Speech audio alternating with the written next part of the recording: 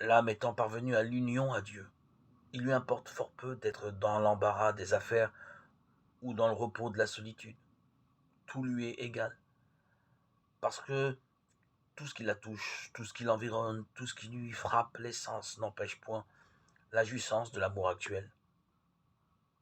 Dans la conversation et parmi le bruit du monde, elle est en solitude, dans le cabinet de l'époux, c'est-à-dire dans son propre fond, où elle le caresse et l'entretient, sans que rien puisse troubler ce divin commerce. Il ne s'entend là aucun bruit, tout est dans le repos. Et je ne puis dire si l'âme, étant ainsi possédée, il lui serait possible de se délivrer de ce qu'elle souffre. Car alors il semble qu'elle n'ait aucun pouvoir d'agir, ni même de vouloir, pas plus que si elle n'avait point de libre arbitre. Elle est comme un ciel dans lequel elle jouit de Dieu, et il lui serait impossible d'exprimer ce qui se passe là-dedans.